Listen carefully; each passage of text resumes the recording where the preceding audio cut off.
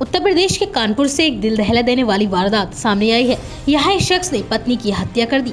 इसके बाद वह खुद ही थाने पहुंच गया और सरेंडर कर दिया। शख्स ने बताया कि पत्नी घर छोड़कर चली गई थी, जिसकी वजह से उसकी बहुत बेइज्जती हुई थी। वह लोगों से नजरें नहीं मिला पा रहा था, इसलिए उसने पत्नी को सिलबट्टे से पीट कर मार डाला। पुलिस ने आरोपी को घटनास्थल से गिरफ्तार कर लिया और महिला के शव को पोस्टमार्टम के लिए भेज दिया। दरअसल मामला कानपुर देहात के शिवली थाना क्षेत्र का है। यहाँ के गाँव रासतपुर का रहने वाला रफीक शराब का आदी है। शराब की बुरी लत के कारण आए दिन उसका पत्नी से झगड़ा होता था। उसकी वजह से पत्नी उसे छोड़कर मायके चली गई थी। कुछ दिन पहले ही शराब की वजह से दोनों में झगड़ा हुआ था, जिसके बाद पत्नी चुपचाप बड़े बेटे नफीस को लेकर अपने मायके घाटमपुर चली गई थी। पत्नी के इस तरह घर से जाने से रफीक को लगा कि पत्नी किसी दूसरे शख्स के साथ भाग गई है। इस शक की वजह से वह परेशान रहने लगा।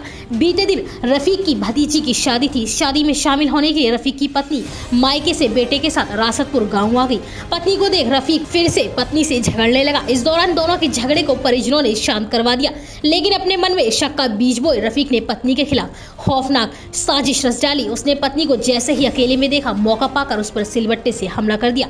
एक के बाद एक कई बार पत्नी के सिर पर उसने वार किए, जिससे महिला लहूलुहान होकर जमीन पर गिर गई। जब तक घर वाले उसे उपचार के लिए चिकित्सक के पास पहुंचते, तब तक उसकी मौत हो चुकी थी। उधर रफीक पत्नी की हत्या करने के बाद बागपुर पुलिस चौकी पहुंच गया और पुलिस वालों को रो रो कर बताने लगा कि पत्नी की हत्या करके आया है, क्योंकि पत्नी घर छोड़कर भाग गई थी। रफीक की बात सुनकर पुलिसकर्मी भी सन्न रह गए। रफीक के जुर्म कबूल करने के बाद पुलिस गांव पहुंच गई। पुलिस ने घटनास्थल का निरीक्षण करने के साथ ही महिला के शव को कब्जे में लेकर पोस्टमार्टम के लिए भेज दिया।